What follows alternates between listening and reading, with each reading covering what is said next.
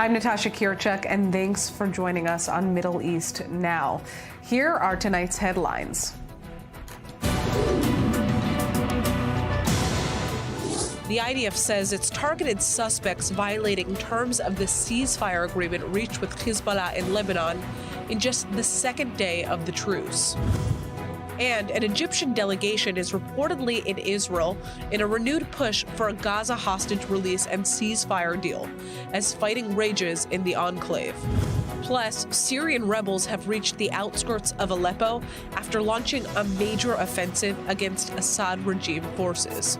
We have the details. Well, the Israel-Hezbollah ceasefire has held for the second day in a row as Israel remains on high alert for any possible threats from Lebanon.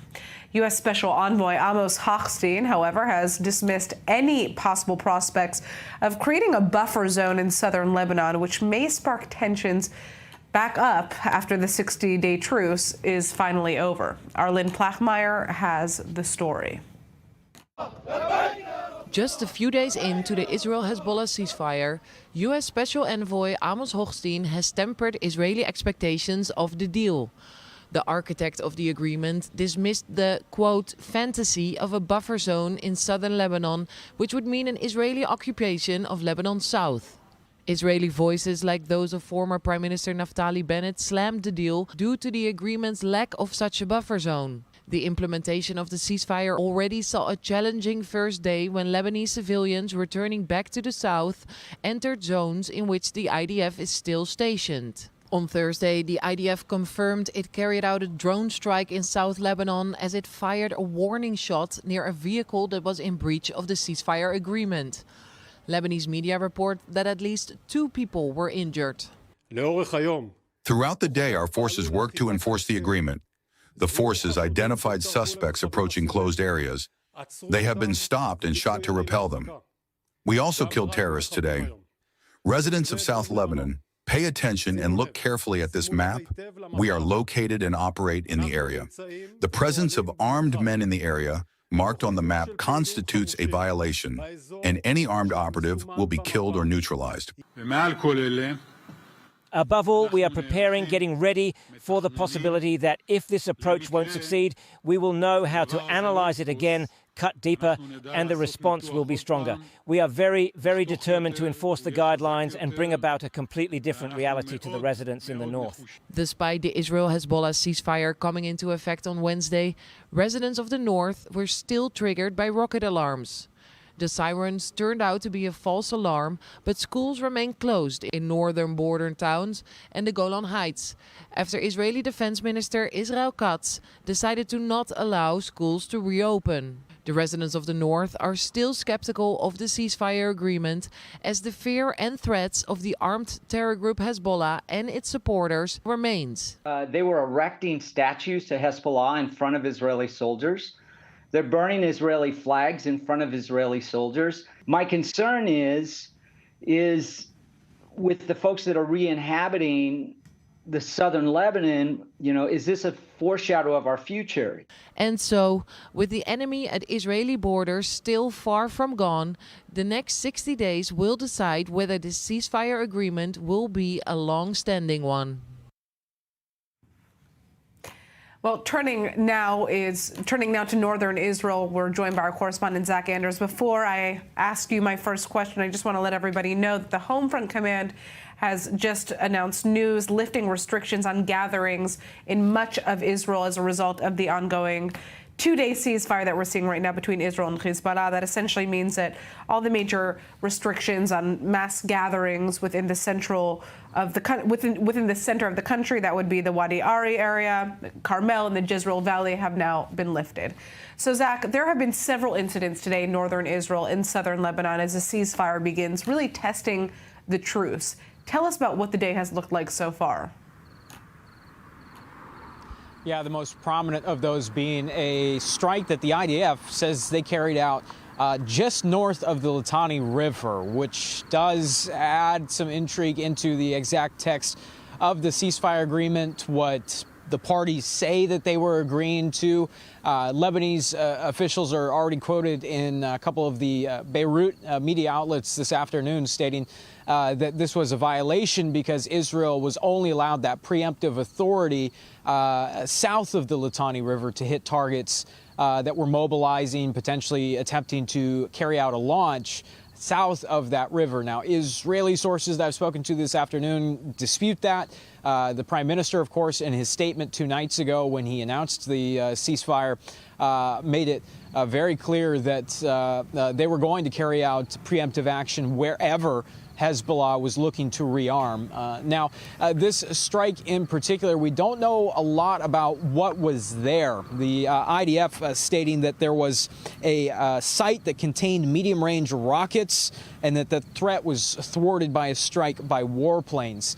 Now, that does not, and we've inquired to the IDF, have not heard back whether or not that meant that those rockets were being prepared for some sort of imminent launch. That right now is unclear. But given that it did rise to the level of an airstrike, one wonders whether or not that was the case. Also in this period, in this time, one of the things I don't think we've discussed in depth, and also something I've asked my sources about and have not received a very committal answer, is right now has the mechanism for approving strikes in Lebanon changed? And the reason why I say that is because Barak Ravid at Axios, citing an Israeli official, states that the Israeli Army notified the United States before carrying out that strike earlier this afternoon, again, north of the Litani River.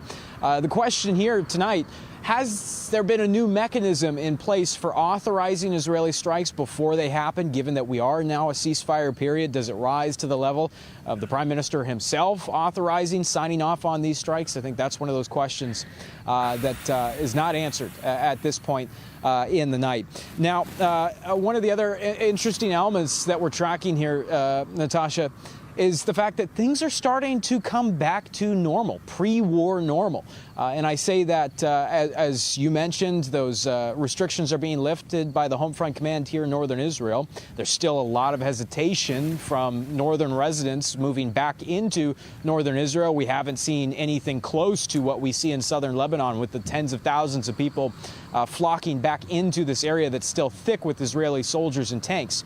But inside Lebanon, the airport director of Beirut's International Airport announcing that all of the international carriers that canceled their daily routes or their regular scheduled routes into that airport have all announced that they will be resuming flights into Beirut this month. All of the airlines that canceled throughout the last 2 months as this war really kicked off, they will be coming back to Beirut's airport, which I think is a telling sign here of how the Lebanese are treating this moment. Of course, here in northern Israel, we're still hearing and seeing from a lot of our residents that we've met over the last year. They're not entirely sure whether it's time to come home yet. It doesn't feel right for a lot of them. Still a waiting period here in northern Israel. Natasha. All right, Zach Anders joining us from the north of Israel, from Haifa. Thank you for that update. We're going to be turning now to our guests in the studio. We have our Middle East correspondent, Ariel Osran, joining us. And along with him is Lieutenant Colonel in the Reserves, Doron Avital, a former commander in the IDF Special Forces. All right, Doron. You know, the IDF, we just heard Zach speaking about this. They've confirmed that they carried out a strike in southern Lebanon this morning. They say it was a warning shot, essentially. This was the first reported drone strike that we saw since the ceasefire between Israel and Hezbollah was actually enforced. The question is how long we can expect it to take for the Lebanese armed forces at this point to be able to handle situations like this, so we're not seeing tit for tats. Yeah. Well, it's still a test to be, and we'll have to see how it unfolds. I mean, a ceasefire is a process, and we have those 60 days in which we have to withdraw, and they have to enter the Lebanese army. We have to see that they are capable of doing it. We have to see whether there are violations. We have to see whether there are an attempt of penetration of Hezbollah among the citizens that come to the south. It's not an easy situation. It had to be measured, and I think Zach was talking about whether the army gets new instruction. I'm sure they do. There's a whole set of instruction and judgment calls that have to be in place. You have to show restraint, but you have also to be very sharp in their violation, because this would determine the future of this agreement, of this ceasefire. So we have to expect careful 60 days. Of course, the question then is, what is it going to take for something like this to be considered a breach of the ceasefire, right? Well, it depends on who you ask, because the Lebanese Army issued a statement about an hour ago accusing Israel of violating the ceasefire agreement multiple times since it came into effect, because we know not only was there this drone strike today on this weapons rocket site, but there was also warning shot near a car, and also warning shots today and yesterday at civilian, or in the vicinity of civilians or Hezbollah suspects. And so the Lebanese Army, they need to save face here. They can't go. They were on the sidelines for this entire campaign. Now the coach put them in, set them in, so to speak, and they have to play ball. And so they have to show to the Lebanese people that they're not just a puppet of Israel or the West. And this statement plays along those lines of, at least for optics' sake, showing that they're engaged. But I don't think that these little incidents are threatening the ceasefire. What is threatening the ceasefire are attempts until now, and further attempts that we should expect to see by Hezbollah to try and test Israel, gauge its resolve, to see what will it take for Israel to strike, to retaliate. So far, Israel has lowered the bar almost as low as possible to show, and also to answer critics, that in the past Israel had allowed its enemies, whether it's Hamas in Gaza or Hezbollah in Lebanon, to erode its resolve of the enforcement.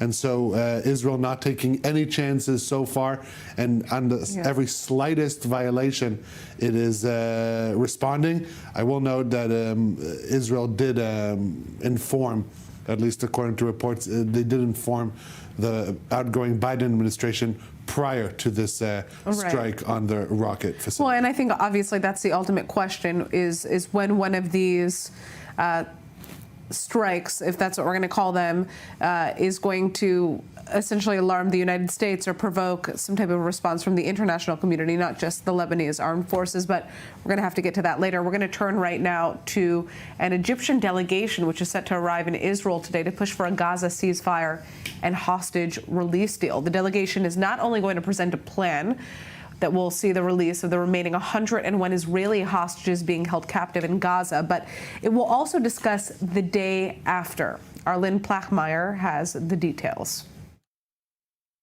In an effort to push for a hostage deal in the wake of the Israel-Hezbollah ceasefire, an Egyptian delegation arrived in Tel Aviv on Thursday. Not only will the delegation present a hostage deal proposal, they will also present a combined vision for the day after in Gaza. Egyptian sources told Lebanese media that, quote, Cairo's announcement of the visit is evidence of optimism about reaching an agreement. The vision includes a temporary ceasefire of 1 to 2 months to close the details of the day after, alongside the gradual release of hostages, prioritizing adults and those suffering from chronic diseases. According to them, this will happen at the same time as broader discussions without military pressure on the ground. Furthermore, the outline states that Egyptian officials will request that Hamas be given a period of several days after the truce begins in order to provide a list of the living hostages. The Rafah border crossing between Egypt and Gaza quickly returns to operation under the supervision of the Palestinian Authority with Egyptian oversight. Israel would be given the right to veto those crossing to Egypt, with Cairo guaranteeing it will secure a Palestinian commitment that Hamas will not be allowed to control either the crossing or the strip during the coming period. And Israel will be initially permitted to maintain its military positions within Gaza, but without carrying out operations. While not mentioned in the report, the potential deal is also assumed to include the release of Palestinian prisoners. The war in Gaza still rages on, with 101 hostages remaining in the strip, although it is unclear how many of them are still alive. Israeli protesters called for a ceasefire in Gaza in Jerusalem on Wednesday, demanding the return of their loved ones. We're now demonstrating because we've seen that a ceasefire is possible. There was a ceasefire in the north. It's time for a ceasefire in the south. 101 hostages are waiting for 418 days for Netanyahu to make the right decision. Ceasefire now and bring them home now.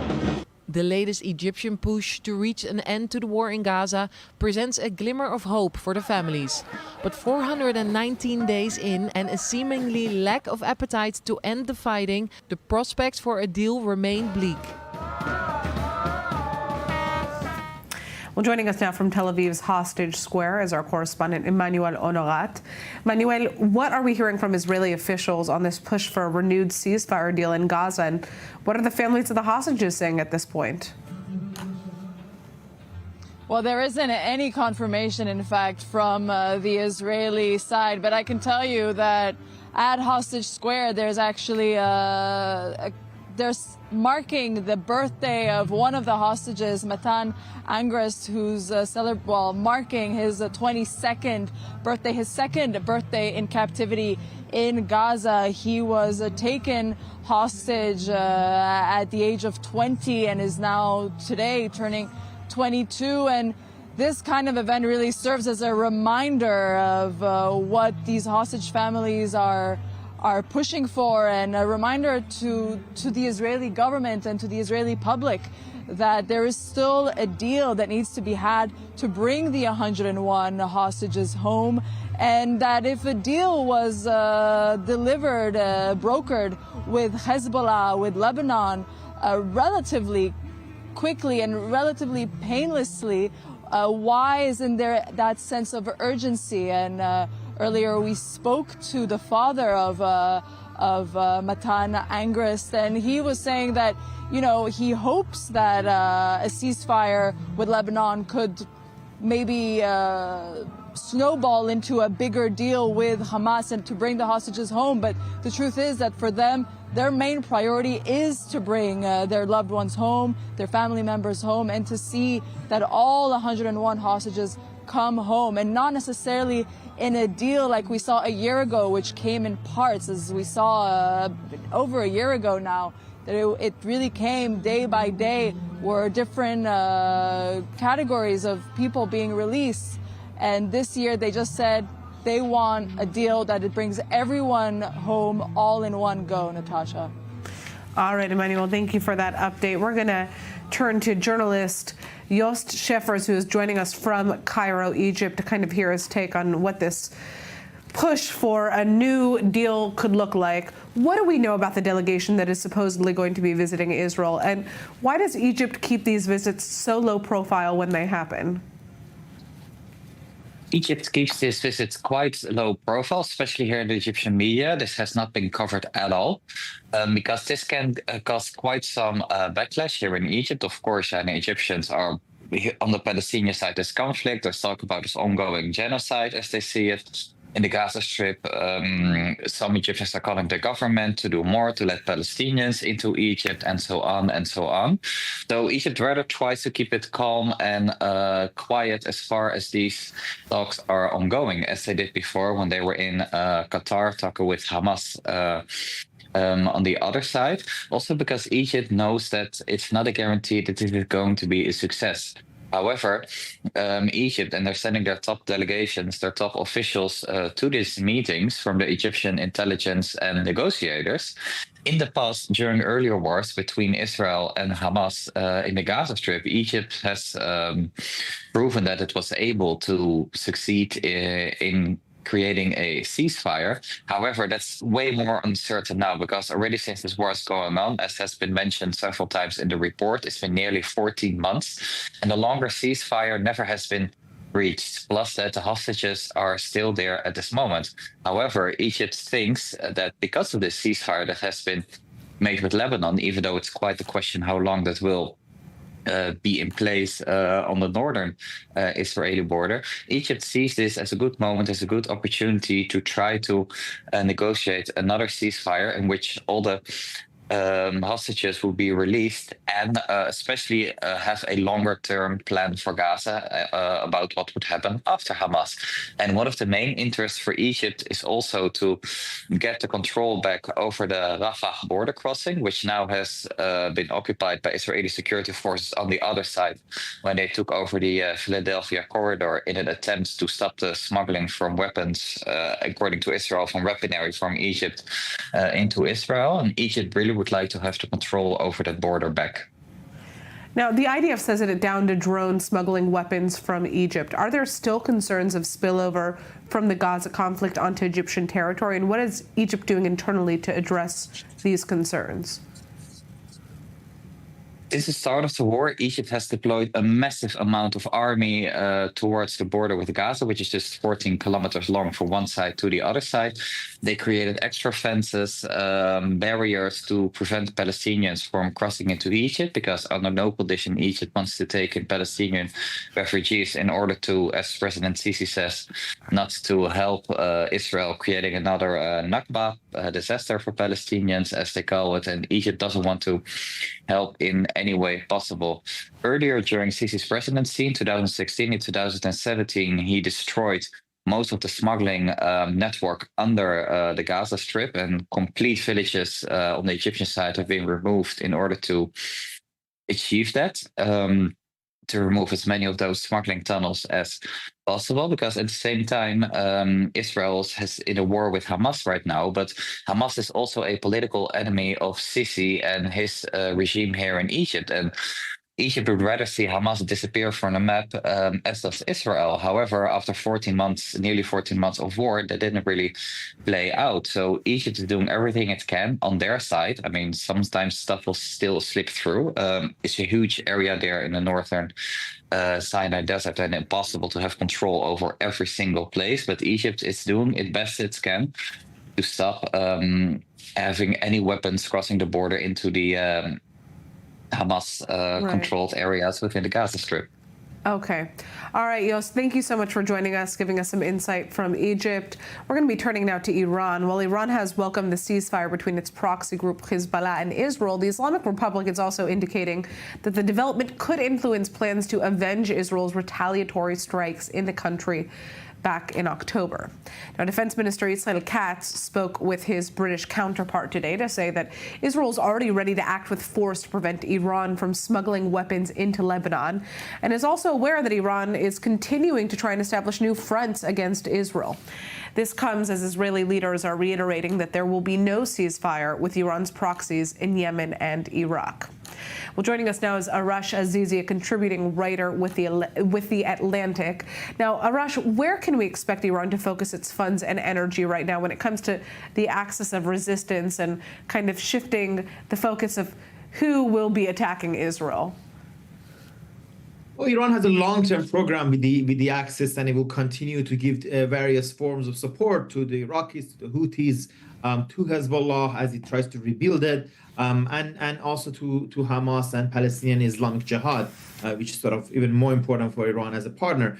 But it's also the fact that the Iranian regime does know that it's in a very delicate spot with President Trump coming to office in a few weeks, in a couple of months, and with the start of a new round of nuclear negotiations with the Europeans. Ultimately, they know the negotiations with the Europeans will go nowhere unless it reaches to talks with Americans, and with the potential military skirmish with Israel again, i.e. this sort of front that has opened since April last year. All of this puts the Iranian regime in a very delicate position, and they know that. So they're not looking, I don't believe, for escalation, and they will be very careful and judicious in the kind of actions they're going to take. And they had an important role, by the way, in sort of pushing Hezbollah to accept the ceasefire. Larijani, who is a more sort of a centrist kind of figure in Iran, and was not allowed to run in Iran's presidential elections just a few months ago, he was dispatched to Beirut and Damascus as a representative of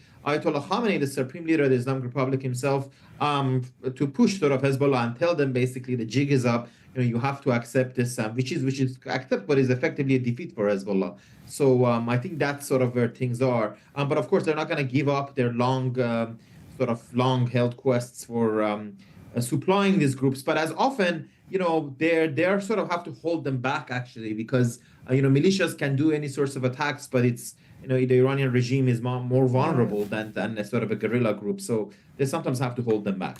At this point, does Iran really have the capacity to strike back at Israel directly?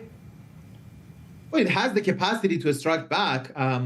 The problem for it would, of course, be the kind of vulnerability it will have to Israel striking back. That's, if Iran wanted to, make Israel hurt, if you will, it can. But what it can't, the problem we will then have is that, well, all it takes is for Israel to attack, let's say, some of Iran's refineries, and that could lead to a huge crisis in Iran. And that's not my saying, by the way. This was actually recently said by sort of a head of a very pro-regime, very anti-Israel research center in Iran.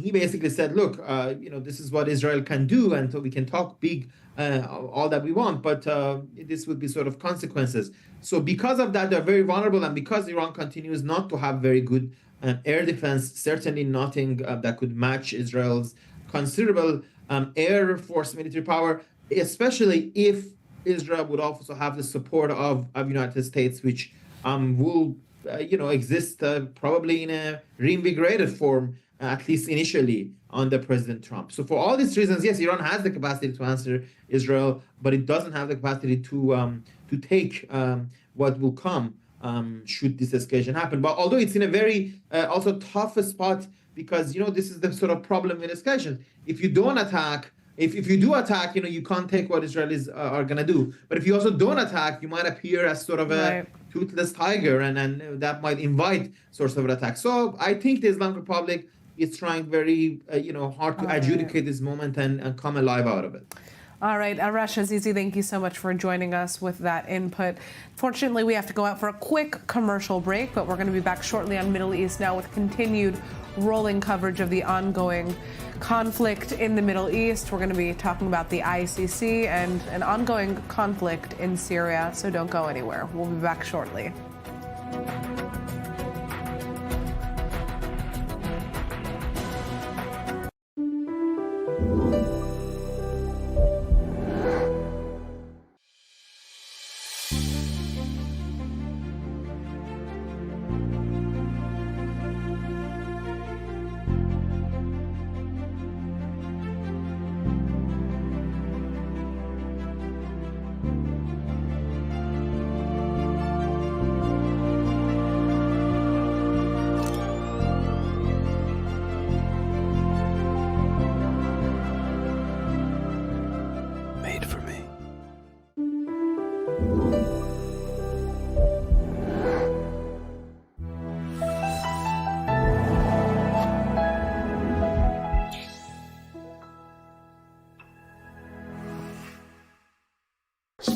Holy Land Uncovered is back, and this time we're taking the show on the road to Madrid, Spain. In this country, Jews have existed since ancient times, and as you can see here in the Plaza Mayor, it is a modern, diverse city. But if you flash back to 500 years ago, this was ground zero of the tribunal and inquisition of the Jews from Spain. Stay tuned for our special episode.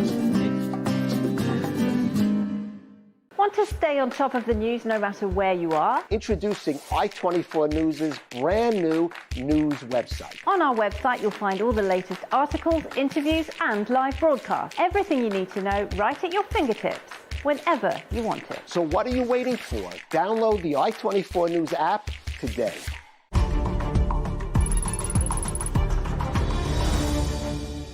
This broadcast is brought to you by Israel Bonds, the most direct and impactful way to support Israel.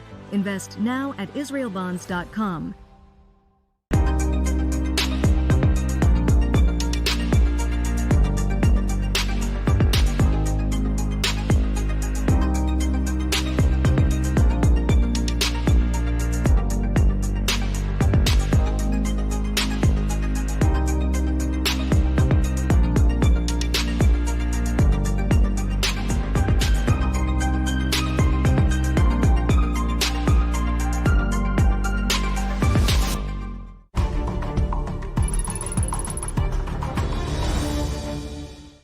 broadcast is brought to you by Israel Bonds, the most direct and impactful way to support Israel. Invest now at israelbonds.com.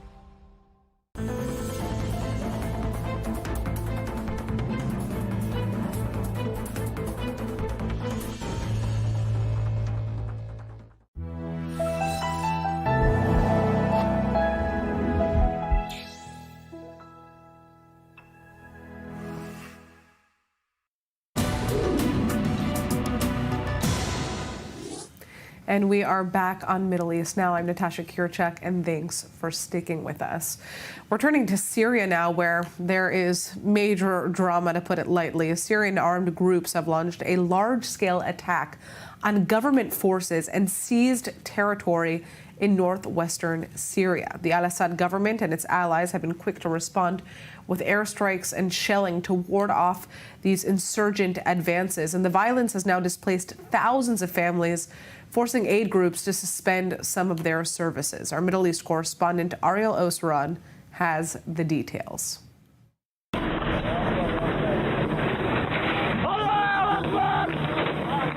Islamist rebels in western Syria launched on Wednesday their largest offensive against the Assad regime forces in years.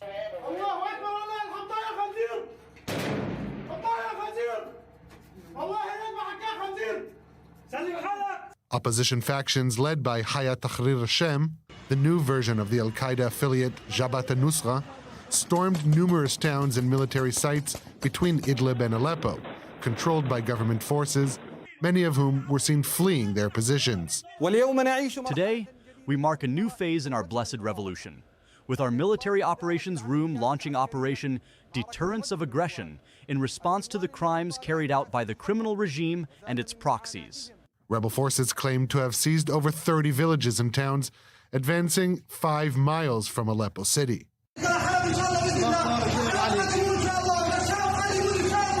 Dozens of fighters on both sides were killed, with the rebels seizing many prisoners, including Russian troops.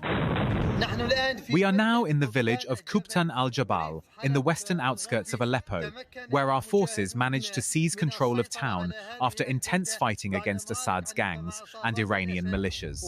After the initial wave of the offensive, government and Syrian forces launched a series of heavy airstrikes on rebel positions and sent reinforcements.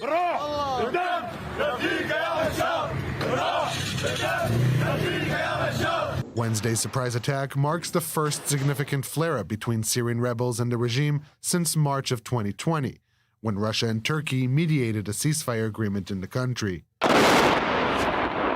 In recent weeks, however, amid talks of Syria and Turkey mending ties, regime and Russian forces have ramped up airstrikes on parts of the last remaining stronghold of the opposition. Turkish officials constantly raise the issues of refugees and terrorism, and Syria constantly raises the issues of the withdrawal from Syrian territories and terrorism as well. We do not believe that we have a problem with regard to any of these issues. Turkey said it is closely monitoring the situation, which continues to develop with every passing moment.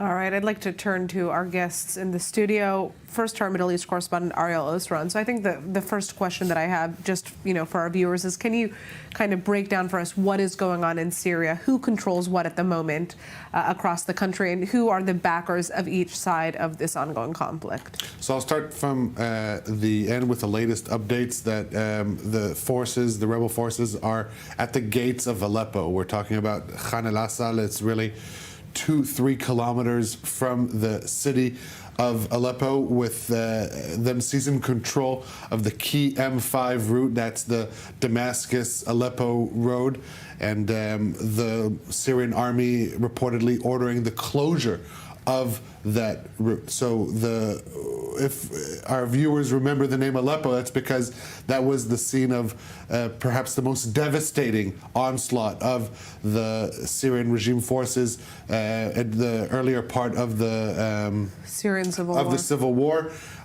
Between 2012 and 2016. pummeled not only the rebels but their own civilians, killing tens if not hundreds of thousands over there. The tides only turned once the Iranians and Russians really came to the aid of the Assad regime. Now, since 2020, there's been a freeze of the front lines with the northwest area, Idlib, that's west of Aleppo. That area was, as we see now, the blue. That is the area that was controlled. That is controlled by the rebels.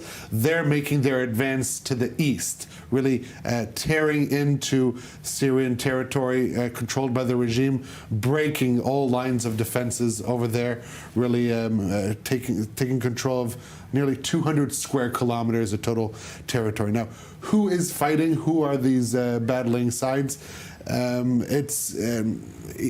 It's harder than one would think, because it's not simply Syrian opposition forces against the Syrian regime. And on the side of the rebels, you also have pro-Turkish militias, you have Uzbeks fighting, you have other denominations and other nationalities. And on the Syrian regime side, you have Syrian forces, you have Iranian forces, you have Hezbollah, you have Palestinians, you have Russians. And this is really just the tip of the iceberg in describing who is against who. But this is really seen, this front line is seen as a front line between Erdogan in Turkey and Assad in Syria.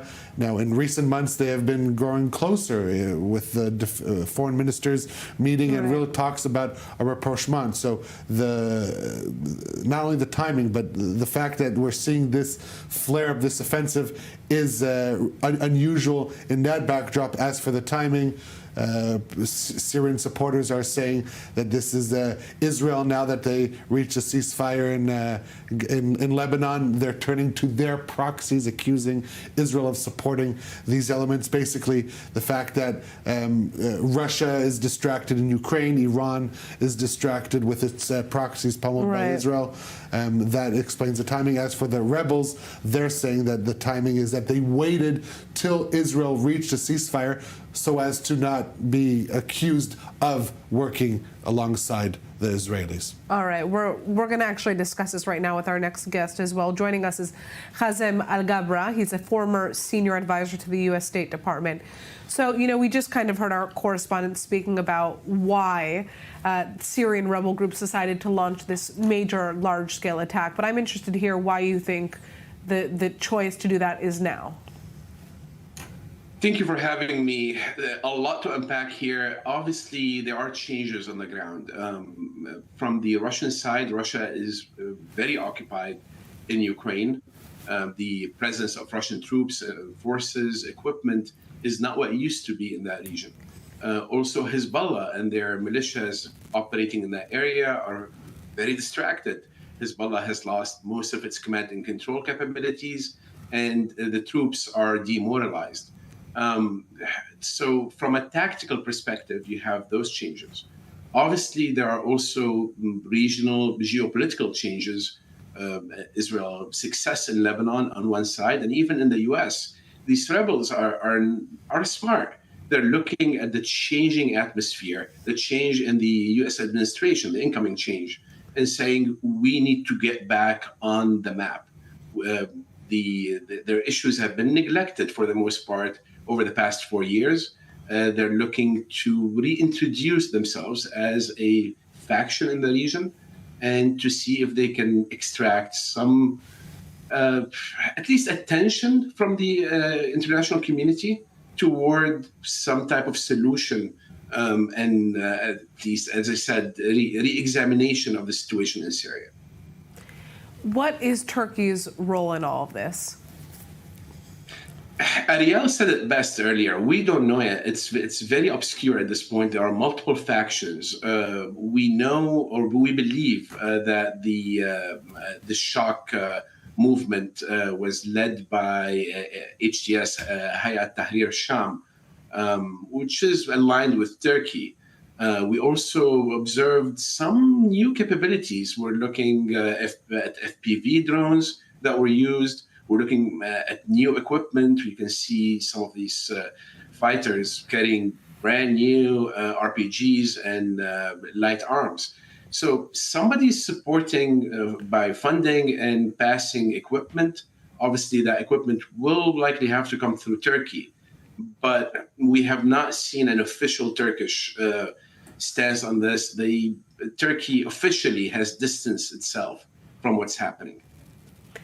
How will this impact Turkey's relationship with Syria, especially amid this summit that both nations were planning together?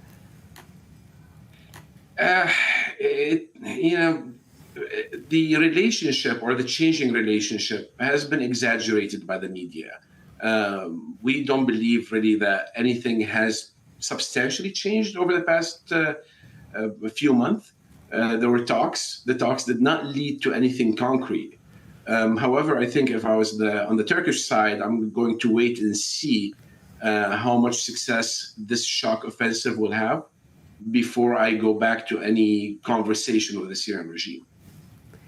Now, in your opinion, how can we expect this to unfold long term? I mean, this is a major offensive, and we can imagine that the al-Assad government isn't going to let it go unanswered. The next battleground is Aleppo city. The rebels have surrounded Aleppo, at least from the western side of the city. They cut off the M5 highway that connects Damascus with Aleppo and with the north.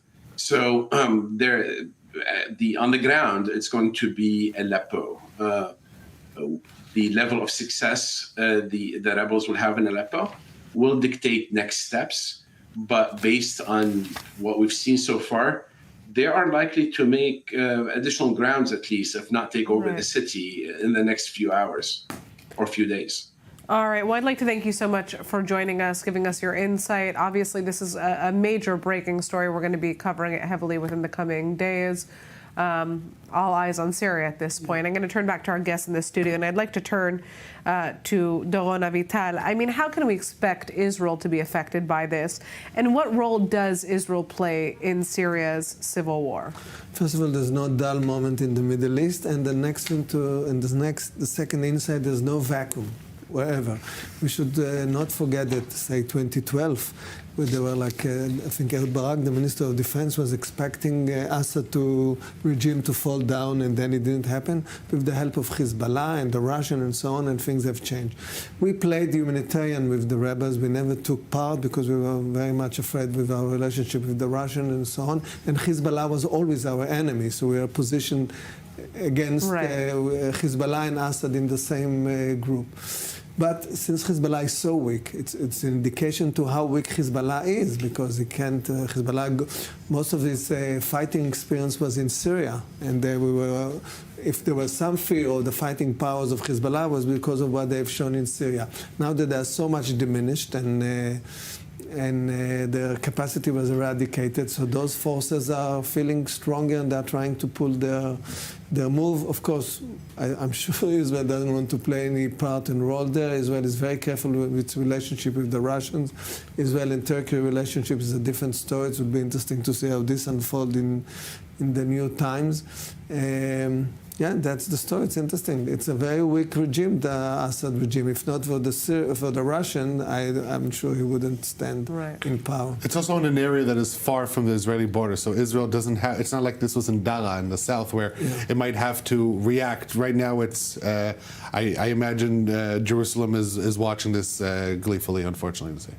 Well, I mean, because ultimately... Both sides are considered Israel's strategic enemies. Right. You have Al-Qaeda, the Salafist branches on one side, and you have the pro-Iranian regime, Assad, on the other. So Israel, I think, just wants to see this play out, as all sides are looking to see what the rebels can achieve before the Syrian regime can block this onslaught, this offensive, and perhaps push back. We have not reached that point yet. But we have to take into account that when the regime, Lebanon and Syria, are not in good shape, like the civil war in Lebanon that drew us in '82 and so on.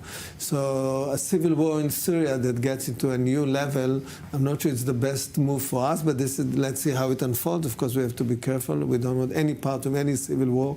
We learned our lesson in Lebanon in '82, and we don't want to play it again here. Well, it's certainly, obviously, yet another distraction to Iran and the Islamic Republic. Exactly. So we're going to have to, see how that ultimately impacts impacts Iran's plans for Israel with this shift in focus. A nice analysis about Iran, because once we have the truce or the ceasefire with Hezbollah, Iran has to play its card carefully and not rush into counterattack as they promised. So I think it will be interesting. I think it shows, it's a good indication to our previous attack against Iran that it really locked them in some kind of a dilemma, and I think they would wait for the Trump administration to see what's the new chapter with Iran. All right. Well, we're going to be turning now to the story that has been making major headlines across the world and, of course, here in Israel. Israel has announced that it will appeal the ICC's decision to issue arrest warrants against Prime Minister Netanyahu and former Defense Minister Gallant for alleged war crimes committed in Gaza. Now, both the U.S. and France have put their support behind Israel, saying that they will not arrest the Israeli officials on their soil. And we have more in this report by Emma Siegel. After the International Criminal Court issued arrest warrants last Thursday for Israeli Prime Minister Benjamin Netanyahu and former Defense Minister Yoav Gallant, the Prime Minister's office has now announced it will appeal the ICC's decision, saying it would demonstrate how, quote, absurd and without foundation the arrest warrants are. This as U.S. Senator Lindsey Graham held a press conference in Jerusalem on Wednesday, slamming the ICC. The International Criminal Court's issuance of an arrest warrant for the Prime Minister of Israel and the former Defense Minister is beyond outrageous. It tramples on every concept that I hold near and dear as a lawyer, the rule of law. This court has found jurisdiction in this matter by believing and creating the fact that Gaza is part of a Palestinian state. That is a legal fiction. That is not true. And in a strong show of support for Israel, Graham warned allied countries against enforcing the arrest warrant. I am going back to Congress and introduce legislation very soon that would sanction any country that tried to enforce the arrest warrant against Israel. So you could be a close ally, Canada, Britain, France, you name it. If you buy into this arrest warrant as legitimate, then you're going to meet stiff bipartisan resistance in America. The ICC case against Netanyahu and Gallant suffered another setback on Wednesday as France said it too would not enforce the warrants, saying that the Israeli officials have immunity. France will respect international law, as always, so its obligation to cooperate with the International Criminal Court, but also the respect of the Rome Statute, which provides immunity cases for heads of states and leaders. As for the question about Netanyahu's arrest, it doesn't arise today, and in any case, the decision would rest with the judicial power. While other countries aren't even sure as to how the arrest warrants would work. There are many legal doubts. And then the feasibility seems to me a very theoretical feasibility, because if Netanyahu will never go to a country where he could be arrested, then how does he come and who arrests him? The ICC is made up of more than 120 countries. Israel itself is not a member. All right, so I'd just like to get some final comments from our guest Doron on this. Basically, whether or not we can expect anything to come of this appeal, if it will be effective for the Israeli government. I'm not sure, but we have to make this move, though it might affect us in the sense that we negotiate as if the verdict that we think is absurd. Of course, it might have an effect on our officers, division commanders, head of the army. So it might, we have to object it right now because we might find that our officers traveling to Europe or going to meet in Europe might be arrested. I'm sure nobody would dare arrest Bibi or Gallant. Also, it's a question of a terrible, it's hard to say, it's a terrible PR to Israel to think that the leaders of Israel, or two of the main leaders, are bundled together with arch-terrorists like those Hamas leaders. So of course, it's absurdity. We should have played it better. Maybe we did a few mistakes in the diplomatic front. It's a front like any other front. We find ourselves in these circumstances. We have to find a way out. Maybe Trump will help us when he gets into power. All right. Well, I'd like to thank you so much, Doron, for joining us in the studio. And, of course, our Middle East correspondent, Ariel Usran, who slipped out of the studio quietly. You ran to Syria. Yeah, to cover the latest. We're going to be turning now to a very different story. Since the October 7th massacre, Israeli police have had to prepare for the kind of terror attacks and emergency situations that were once unimaginable here on the domestic front. Well, Matthias Inbar, defense correspondent from the I-24 News French channel, got the chance to see how that training goes with one of the police's elite units. And take a look at his report. Come here. Come here. Lie down, terrorist. I'm checking the place. I'm checking the place. Putting them in a situation that's as real as possible. This is the decision taken by the Yalom unit of the Israeli police since October 7th. Moving with instructors inside police stations and training the police officers for all kinds of extreme scenarios via VR training, physical assaults and shootings in public places. I feel much safer. The different exercises give me more self-confidence. It gives me more tools to make the right decision on the ground.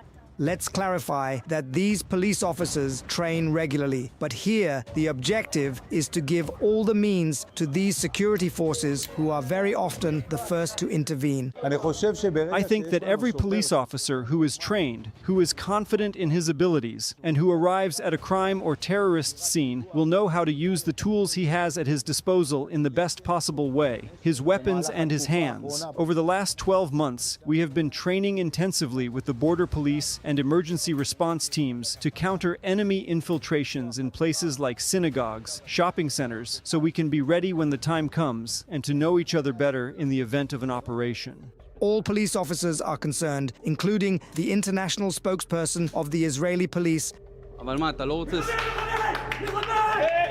The alert is launched.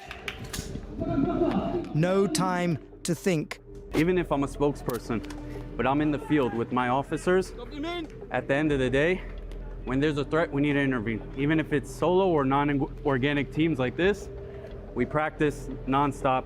At the end of the day, we have a responsibility to our civilians, just like you saw on October 7th.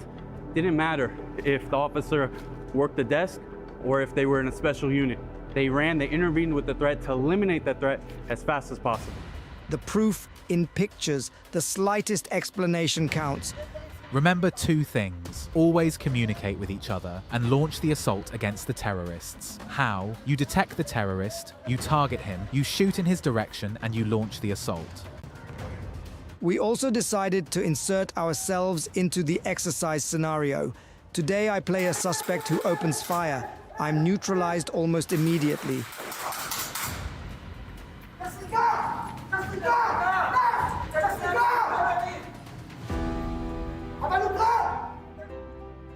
As you just saw now from 7th of October, these trainings are made to get all the tools to these police officers, no matter what, if they are patrol units or special forces, to end the incident as quick as possible.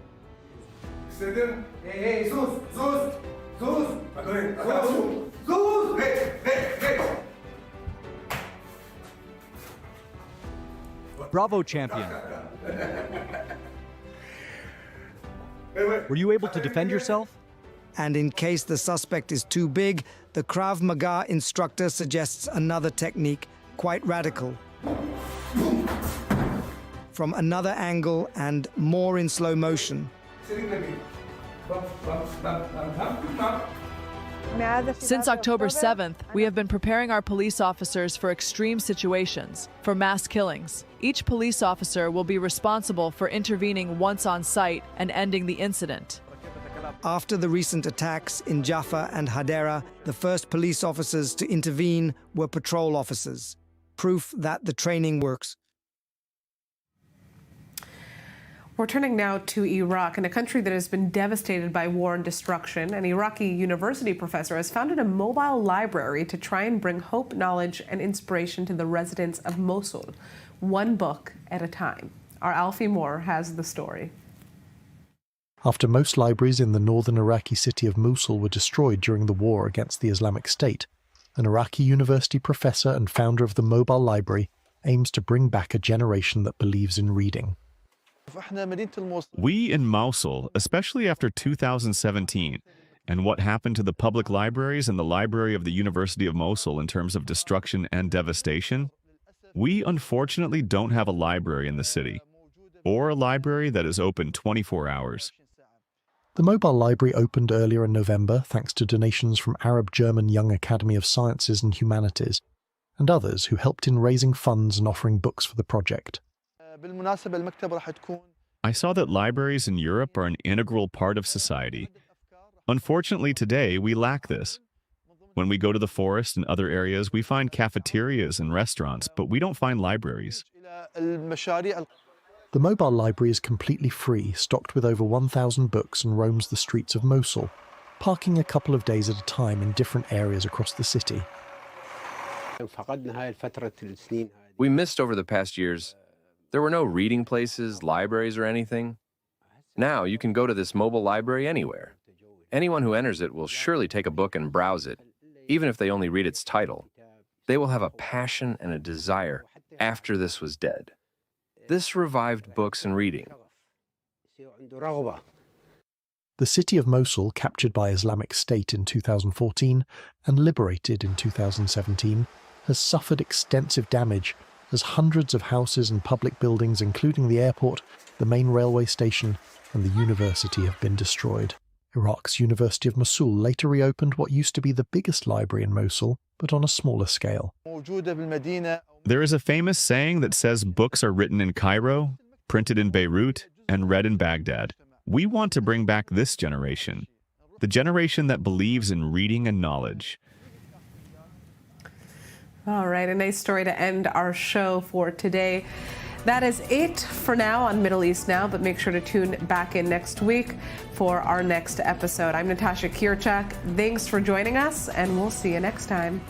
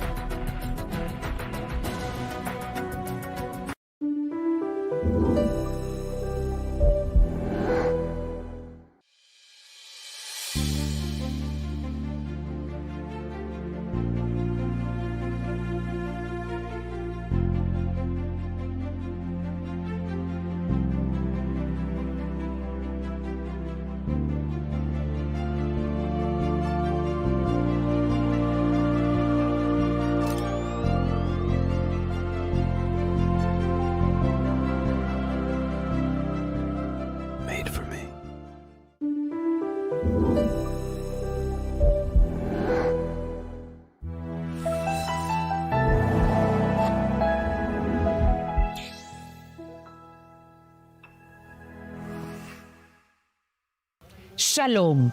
¿Qué me trae por aquí? La necesidad impostergable de 600 millones de hispanoparlantes que ahora necesitan escuchar el mensaje judío e israelí en tiempos difíciles. ¿Cómo lograrlo? Cuento con ustedes para continuar llevando a lo más alto del mundo mediático una inquebrantable diplomacia pública al servicio de la verdad sin concesión alguna.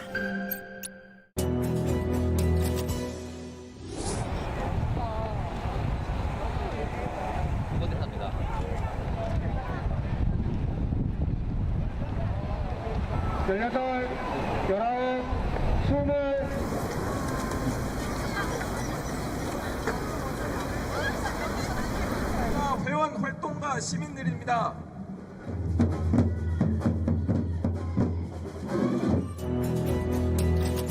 Want to stay on top of the news no matter where you are? Introducing i24 News' brand new news website. On our website, you'll find all the latest articles, interviews, and live broadcasts. Everything you need to know right at your fingertips, whenever you want it. So what are you waiting for? Download the i24 News app today.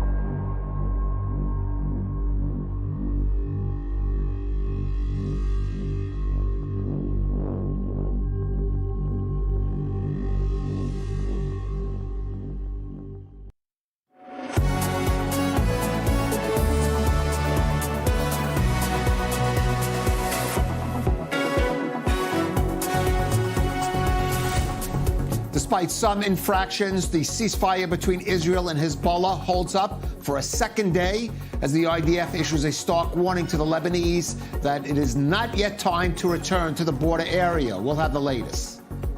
An Egyptian delegation reportedly arrives in Israel with a new proposal for a ceasefire with Hamas that would free the Gaza hostages. We'll have the details. And Syrian rebels suddenly launched their biggest offensive in years against the Assad regime. We'll take a closer look.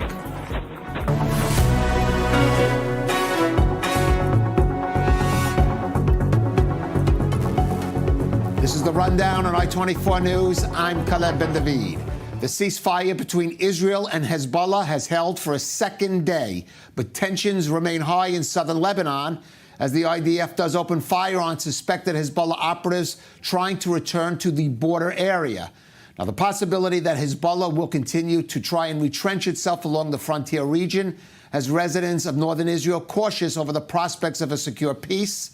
This as the U.S. Special Envoy who mediated the agreement has dismissed any possible prospects of creating a buffer zone in southern Lebanon after the 60-day truce is over. Lynn Plachmeyer has more in this report. Just a few days into the Israel-Hezbollah ceasefire, U.S. Special Envoy Amos Hochstein has tempered Israeli expectations of the deal.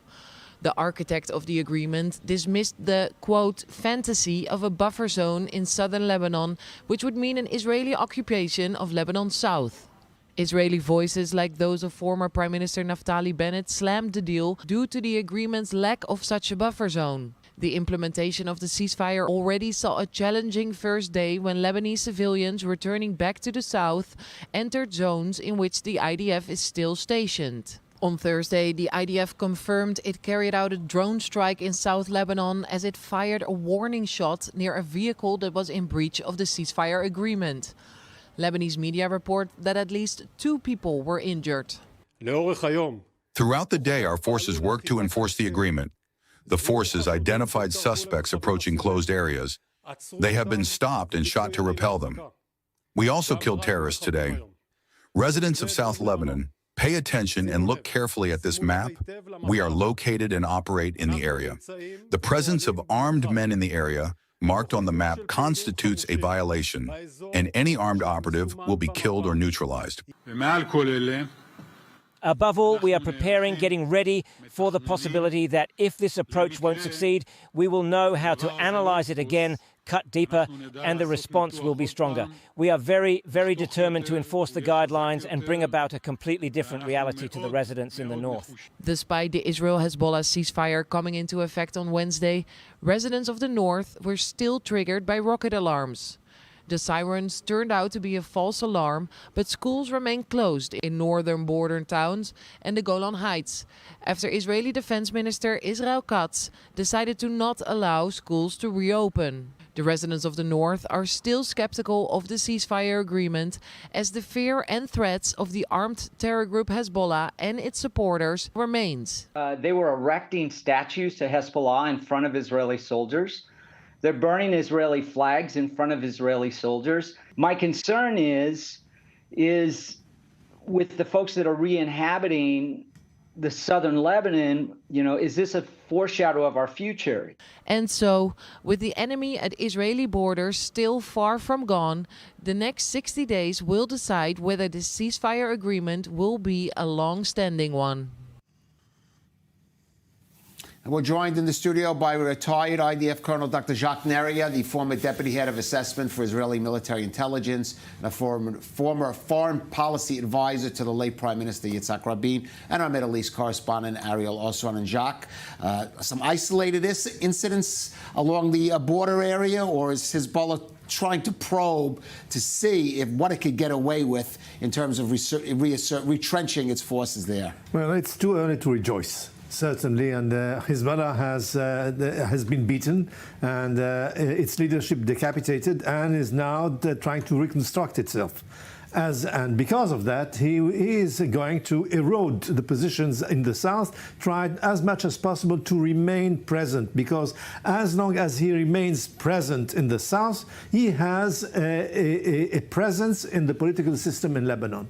If he stops being the protector of Lebanon in the south and he gives away his weapons to the army, then there's no justification for him to exist. So he has to give back all the weapons and try to concentrate on a political body, which he doesn't want right now, because this is not the scheme that the Iranians want from him. Because if they had wanted this sort of arrangement with Hezbollah, they wouldn't have armed him the way they did. They wouldn't have poured billions and billions of dollars in building the structure that we have met in the south. And this is what's happening, and this is why, as one of the residents said so rightly, the whole south of Lebanon is Hezbollah. You could see the people there with the Hezbollah flags. You could see the operatives of Hezbollah just firing in the air in order to show their presence. And what is more important is, when is there going to be any confrontation between the army and Hezbollah? Because if there's such a confrontation, the Lebanese army will not stand this confrontation. The experience from the past from the past shows us that this army is unable to sustain any attack. I mean, even when they were fighting Daesh on the eastern border, they had Hezbollah joining them in the battle, because without the Hezbollah, they wouldn't have stopped the Daesh on the borders. Right, and that is the issue, whether the Lebanese army will be able to hold up its end of the agreement. Let's go now to northern Israel. Our correspondent Zach Anders is there. And Zach, home from command, now just in the last couple of hours, removing restrictions on gatherings in central Israel, maybe a first step towards a return of normalcy. But of course, the big question that people want to know there in the north is when there's going to be enough security for them to come home to those homes there along the border. Kalev, I mean, it's incredible parallels that we see. Thousands of people streaming into southern Lebanon within the moments of the announcement of the ceasefire taking place. Northern Israel still feels much like it was days before the ceasefire. We haven't seen, as we've been poking around, talking to the people that we met over the past year up here in northern Israel, asking, do you plan to come back to the north? What are your next few weeks going to look like? Are you making plans to come back to the north? A lot of apprehension. One of the conversations I had was a father saying, we're not planning to come back until the Israeli soldiers are out of southern Lebanon. That's the measure that he's using to gauge how this is really going on the ground. I've also spoken to some senior IDF sources this afternoon, and the concern right now on the ground situation is just how many people are now around their forces in southern Lebanon, coming up as close as 20 feet away from an IDF tank to take pictures and selfies, and really an interesting moment playing out there. Now, though that airstrike, as was mentioned earlier in the broadcast, taking place above the Litani River, with the IDF saying that they struck a site that's been used for rocket launches in the past, that it was storing medium-range rockets. One of the things that they have not answered specifically was whether or not that launch post was being primed to be used with immediate effect. So one of the elements there, not understanding, not knowing what exactly was the lead up before the strike, other than the IDF saying that they knew Hezbollah was there and that it posed an imminent threat before that strike taking place. But Kalev, some sense of normalcy returning in Lebanon, especially at Beirut's airport. The airport director there saying this afternoon that those international carriers, the international airlines that had canceled their flights, have all stated to him that they will be resuming their regular service. There are a handful of airlines that have stopped flying to Beirut altogether. He's saying that they're going to start returning this month in the duration of this ceasefire. A rather interesting moment there. And one of the other elements, Kalev, that I've poked around, I've asked, I'm not getting any definitive answers, is with this ceasefire in place and with an airstrike taking place earlier this afternoon, has there been a new mechanism for approving, authorizing these strikes? And the reason why I ask that is because Barak Ravid, the Axios reporter, stating earlier this afternoon that Israel informed the U.S. before carrying out this strike. So one of the questions that I have going forward is if the mechanism for approving strikes going forward, especially during the ceasefire period, if that rises to a level where new leadership is involved, does the Prime Minister himself authorize these strikes? That's one of the things we don't have an answer for right now. But certainly, I think an interesting element here at play, as we could potentially continue to see strikes like this take place. Hezbollah, on the other hand, fairly quiet. We haven't seen a confirmed rocket launch in the some 42 hours now of this ceasefire. The only alarm we had earlier today for Rab al-Ramshi turned out to be a false alarm. Well, hopefully that will continue to be the case in the days ahead. And again, Israel is reserving the right to strike if it sees an infraction of the agreement, which this movement of Lebanese into this area at the time when IDF troops are still there is clearly an infraction. Zach Anders, thank you for that. Now, will the Lebanon ceasefire create momentum for a possible Gaza truce and hostage release agreement? An Egyptian delegation reportedly arrived in Israel today to push for a Gaza deal, one that would not only present a plan for release of the hostages, but also deal with arrangements for the day after the war ends. Lynn Plachmeyer has the details. In an effort to push for a hostage deal in the wake of the Israel-Hezbollah ceasefire, an Egyptian delegation arrived in Tel Aviv on Thursday. Not only will the delegation present a hostage deal proposal, they will also present a combined vision for the day after in Gaza. Egyptian sources told Lebanese media that, quote, Cairo's announcement of the visit is evidence of optimism about reaching an agreement. The vision includes a temporary ceasefire of 1 to 2 months to close the details of the day after, alongside the gradual release of hostages, prioritizing adults and those suffering from chronic diseases. According to them, this will happen at the same time as broader discussions without military pressure on the ground. Furthermore, the outline states that Egyptian officials will request that Hamas be given a period of several days after the truce begins in order to provide a list of the living hostages. The Rafah border crossing between Egypt and Gaza quickly returns to operation under the supervision of the Palestinian Authority with Egyptian oversight. Israel would be given the right to veto those crossing to Egypt, with Cairo guaranteeing it will secure a Palestinian commitment that Hamas will not be allowed to control either the crossing or the strip during the coming period. And Israel will be initially permitted to maintain its military positions within Gaza, but without carrying out operations. While not mentioned in the report, the potential deal is also assumed to include the release of Palestinian prisoners. The war in Gaza still rages on, with 101 hostages remaining in the strip, although it is unclear how many of them are still alive. Israeli protesters called for a ceasefire in Gaza in Jerusalem on Wednesday, demanding the return of their loved ones. We're now demonstrating because we've seen that a ceasefire is possible. There was a ceasefire in the north. It's time for a ceasefire in the south. 101 hostages are waiting for 418 days for Netanyahu to make the right decision. Ceasefire now and bring them home now. The latest Egyptian push to reach an end to the war in Gaza presents a glimmer of hope for the families. But 419 days in and a seemingly lack of appetite to end the fighting, the prospects for a deal remain bleak.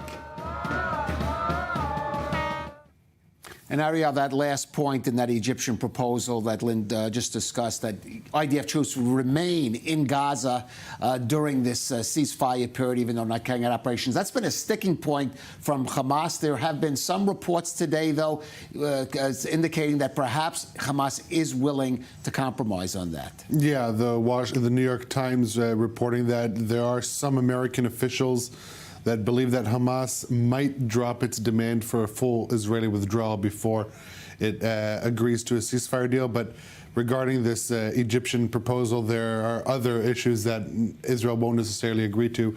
The fact that only once the ceasefire would be in effect, only then would Hamas and other terror groups holding hostages, would they divulge information as to who's alive, who's when. Israel's going to demand that before anything comes into effect, and would want to see it as least gradual as possible. But regarding taking a step back, these reports in general, look, they first emerged 3 days ago, a delegation didn't come. 2 days ago, the same thing yesterday, and today. Now, in Egypt, they're denying that such a delegation is coming to Israel, so much so that saying that there are no talks whatsoever, that there isn't even an Israeli delegation in Egypt to discuss this. So someone is leaking that there's this delegation. I would imagine that on the one hand, the Egyptians would want to signal that they are engaged in resuming talks, because we have seen that Qatar took a step back, and then with the announcement of the Lebanon ceasefire, President Biden named Turkey as the first in the list of mediators for Gaza who could be relevant before Qatar and Egypt. So I wouldn't be surprised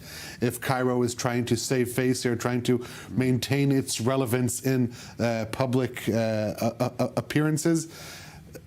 Regardless, I think all sides are waiting to see how this ceasefire in Lebanon plays out, and if it does end up being successful, to try and take from there takeaways that could be implemented on the Gaza ceasefire deal, because, for instance, the Lebanon ceasefire deal does not require a full Israeli withdrawal before the implementation. It doesn't even demand a withdrawal after. I mean, within 60 days, gradual, with Lebanese Army coming in. So there are differences, but I think the sides, at least the mediators led by the Americans, want to see first if there is any way for a linkage or spillover, so to speak, between the ceasefire in Lebanon to Gaza. We have not yet seen that play out. No, we haven't. But clearly something is cooking with the Egyptians, and maybe it does offer a glimmer of hope. And on that note, let's go to our correspondent Emmanuel Honorat, who is at Hostages Square in Tel Aviv. And that's the question for those people, Emmanuel, that if they feel that perhaps there is now, with the Lebanon situation quieted down, time to really make a renewed focus on the Gaza situation and on getting the hostages home. Right, Caleb. Well, there is, on some level, a sense of renewed hope and just a way to put pressure, really, on the Israeli government. And in fact, right, this evening at Hostage Square, they marked supporters for the deal and friends and families of hostage Matan Angrist came to Hostage Square to mark the 22nd birthday of Matan, who's been held hostage since October the 7th. He was taken hostage when he was 20 and is today spending his second birthday. And earlier we spoke to his father about a renewed push, a renewed momentum for a deal now that there's been a ceasefire brokered with Lebanon. Take a listen. Again, we really hope that the situation which has been created in Lebanon, nothing's closed, but the agreed to go for a deal and stop the fighting. We hope it will happen. It will advance to a full hostage deal in Gaza. We want everyone, but everyone. The living for rehabilitation, the dead for burial. But in one batch, we don't want several rounds of releases, which will continue for years. We know that our son will get out only with a halt to the war. So we request from the Prime Minister, our Prime Minister, to bring everyone home now. I just want to note, Emmanuel, today is Thanksgiving, the U.S. holiday, and there are the families of the U.S. hostage, the American citizens. Well, those hostages that have American citizenship, their families in the U.S. are also holding events to mark on Thanksgiving Day, hopefully, their release. And perhaps we'll have to see if, in fact, anything will develop out of this latest initiative. Certainly, there does seem to be something happening. Emmanuel Honorat there, thank you for that. And Jacques, one thing I wanted to add about the Egyptian proposal, and now you're making the point there might some things the current Israeli government may take objection to. For example, the Palestinian Authority having a role at the crossings, at the Rafah crossings, and that's been one of the sticking points of the Netanyahu government. And the question is whether they're going to stick to that as the pressure comes on now to formulate the day after and who is actually going to be running things in Gaza. The Egyptian proposal, as you just put it on the screen, comprises a huge frog to swallow, and this frog is the Palestinian Authority presence at the checkpoint at the entrance of Gaza, and this is unacceptable to the coalition. Say the two members of the coalition who are ready just to dismantle the government upon hearing that a Palestinian Authority has to be present there. So I think that this proposal is not viable right now, and we have to wait to see what the American administration has in its sleeve, because this is what President Biden is preparing. It's not it's not a coincidence that he has said Turkey in the first place, because Turkey is known to have very good relations with Hamas. So maybe using the Turkish the Turkish intervention and Turkish mediation, we might reach a different place. Certainly, also to mend up the broken relations that we have with the Turks because of this war. This would be a quid pro quo, in fact, relationship, and this is, in my view, much more realistic than the approach given by the Egyptians. All right, and we'll see what happens, and we'll see what role perhaps the incoming Trump administration is going to play. The pressure being put on for the Trump administration reminds me of Eisenhower. When Eisenhower just got enough of Ben-Gurion, he said to him, you have 24 hours to leave Gaza. And 24 hours later, we left Gaza. We'll see what happens come January 20th. Meanwhile, in regional news, after its close ally Hezbollah has suffered a major blow, Syria's Assad regime finds it is suddenly facing a major resurgence of military resistance from the Islamist rebels who have battled the government there for a decade now. Middle East correspondent Ariel Osran takes a closer look at the renewed fighting in Syria.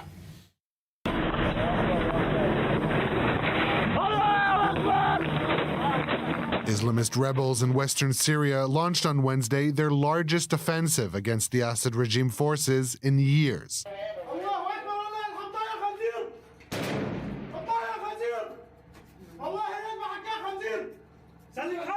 Opposition factions led by Hayat Tahrir Hashem, the new version of the al-Qaeda affiliate Jabhat al-Nusra, stormed numerous towns and military sites between Idlib and Aleppo, controlled by government forces, many of whom were seen fleeing their positions. Today, we mark a new phase in our blessed revolution, with our military operations room launching Operation Deterrence of Aggression in response to the crimes carried out by the criminal regime and its proxies. Rebel forces claim to have seized over 30 villages and towns, advancing 5 miles from Aleppo city.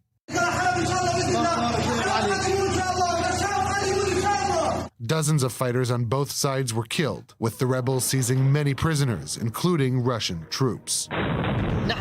We are now in the village of Kubtan al-Jabal, in the western outskirts of Aleppo, where our forces managed to seize control of town after intense fighting against Assad's gangs and Iranian militias. After the initial wave of the offensive, government and Syrian forces launched a series of heavy airstrikes on rebel positions and sent reinforcements.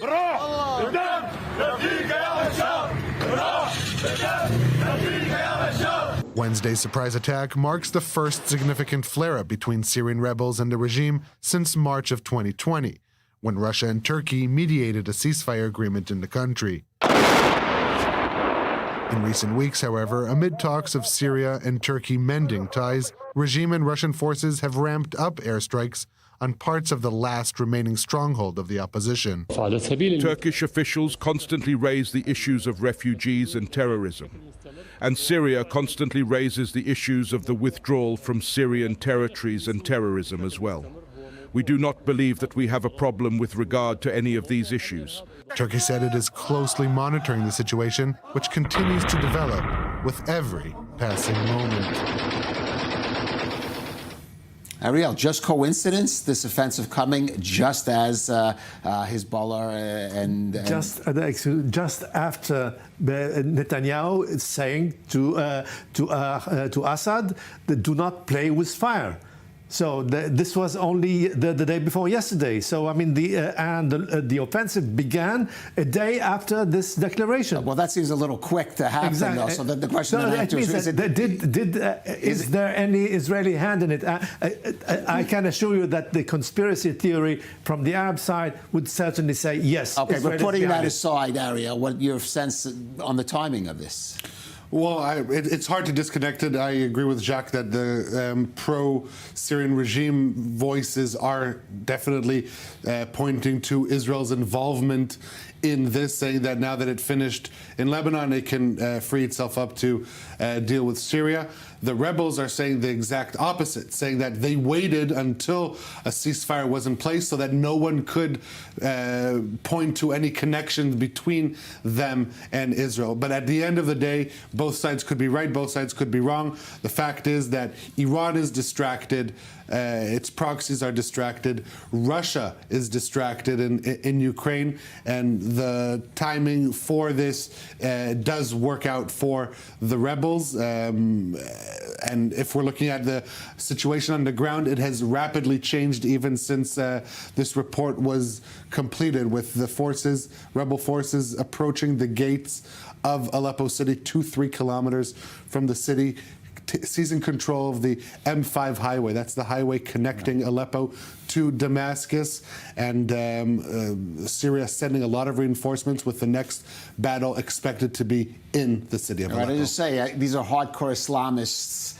the rebels. I don't see them working with Israel, but as they say in the Middle East, sometimes the enemy of my enemy can I mean, we will be accused of connivance with them and saying that these are that we had a say and we had a deal in that. All right. Well, that's a conspiracy theory. But certainly, and we'll have to at least end on that note. Jacques Neria, thank you for joining us in this half hour. Ariel, stay with us. We'll be back in a moment.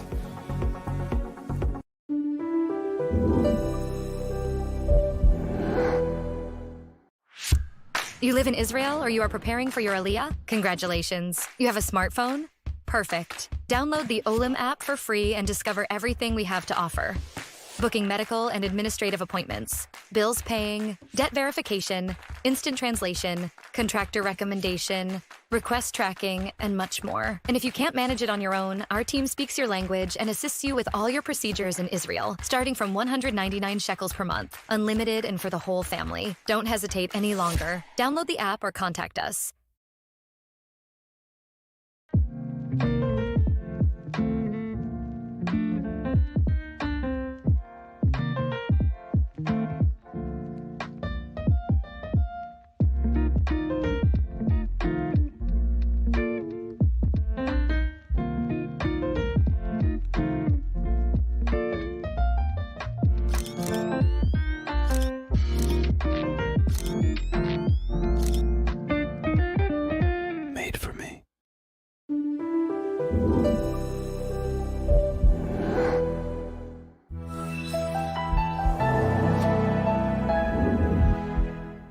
Shalom. ¿Qué me trae por aquí? La necesidad impostergable de 600 millones de hispanoparlantes que ahora necesitan escuchar el mensaje judío e israelí en tiempos difíciles. ¿Cómo lograrlo? Cuento con ustedes para continuar llevando a lo más alto del mundo mediático una inquebrantable diplomacia pública al servicio de la verdad sin concesión alguna.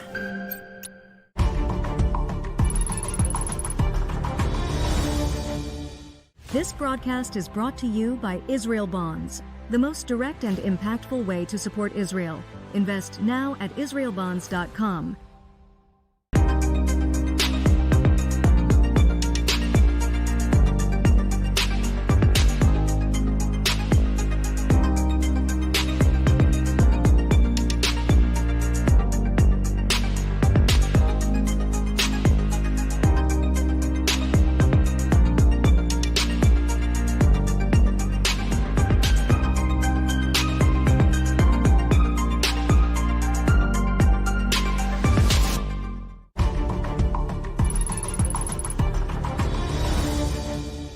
This broadcast is brought to you by Israel Bonds, the most direct and impactful way to support Israel. Invest now at israelbonds.com.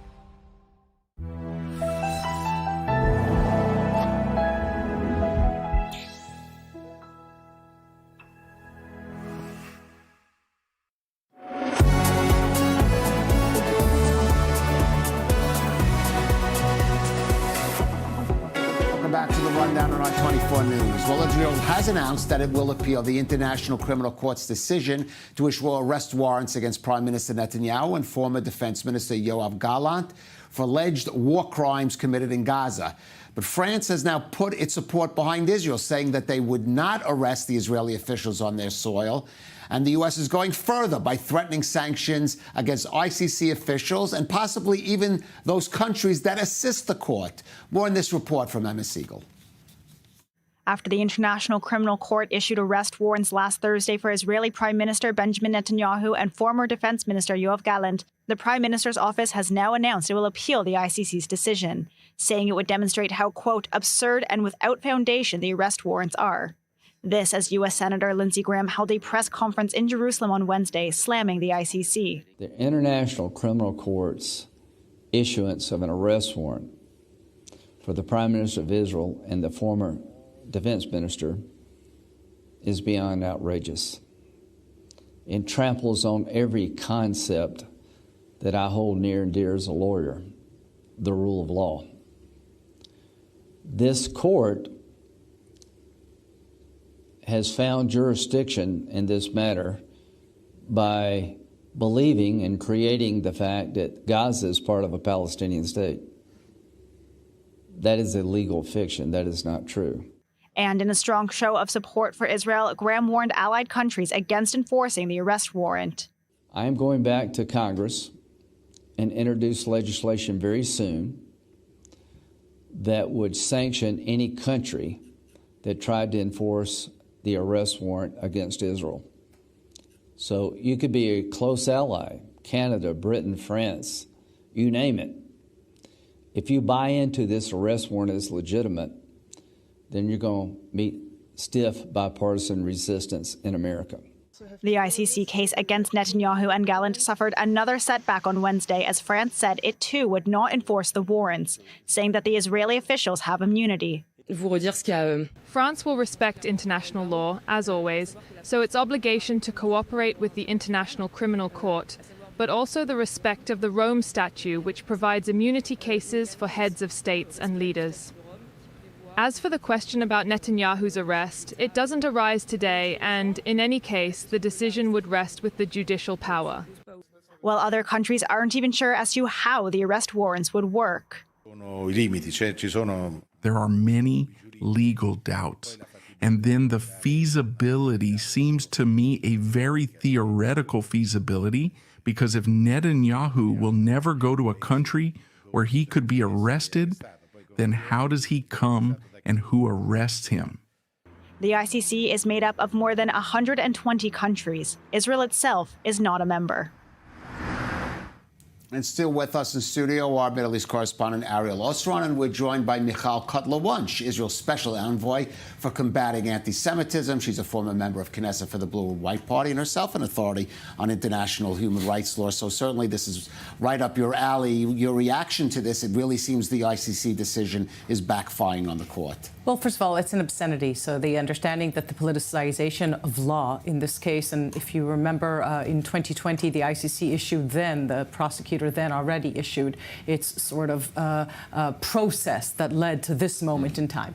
The understanding that the court does not have jurisdiction, and we have to pause there for a moment, because the State of Israel is actually not a state party. Right. So the court does not have jurisdiction, and it is this obscene Orwellian inversion where the court itself is essentially undermining its own principles, such as complementarity, meaning that the State of Israel has a very robust judicial system of its own, in which case the court doesn't have the authority to even adjudicate such a matter. And at the end of the day, if you heard what France said, in addition to all of that, any country respecting it would actually very likely be violating the Rome Statute itself, which in the case of the State of Israel, not only does the Prime Minister have immunity, he has immunity because the State of Israel is not a state party. So once again, the use of the court, the politicization of the court, the not actually even considering the legal issues that have arisen here. And of course, the prosecutor never made it to Israel. And of course, there were all kinds of outstanding issues. But the very principles of the court have been undermined. And what is actually, I would say, on trial at this moment in time internationally is the International Criminal Court, created to be a court of last resort with very limited resources that was to deal with the atrocities, the crimes against humanity, the war crimes, the worst kinds of crimes against humanity. And politicization of the court renders it actually incapable of doing precisely what it was supposed to do in cases that it was mandated to do. We would be remiss if we didn't mention in this context, there were hundreds of pages of recommendations for reform of the court. And this very well may be the court itself trying to redeem itself in, as I said, an Orwellian inversion of fact and of law that will collapse the court itself. Well, or hopefully perhaps lead to some of those reforms being undertaken, maybe some too little too late, as it were. Now, of course, as I mentioned before, you are the government special envoy for combating anti-Semitism. There's certainly no shortage of areas we can touch on, but I do want to just speak about some very recent developments just the past couple of days in the Netherlands. Of course, following those anti-Semitic attacks early this month against Israelis and Jews after the Maccabi Tel Aviv Ajax Amsterdam game. Well, earlier this week, the Amsterdam Office of Christians for Israel was vandalized, defaced with graffiti, accusing the group of supporting genocide and child murderers. And now the Amsterdam mayor, Famke Halsema, who earlier said she regretted using the word pogrom to describe those anti-Jewish attacks following the soccer match, revoked a permit for Christians for Israel and other pro-Israel groups to hold a rally in the central Dam Square just this evening, saying the city can't provide security there. Though we should note, Michal, they did provide a permit, yet to be seen if it's going to be revoked, for a pro-Palestinian group later this week. So the groups that they're providing permits for are not pro-anything. They're anti-Semitic. They're anti-the West. They are actually supporting terror entities. They say so themselves, Hamas, Hezbollah. And the outrage of the mayor's decision essentially means this. And we should say what happened in Amsterdam is a continuum of, it's not a one-off event, of anti-Semitic attacks on Jews, individuals, communities around the world. Amsterdam, London, Montreal, New York City, Chicago. Just last week, on 86th anniversary of Kristallnacht, the windows of the only kosher restaurant in Washington, D.C. were smashed.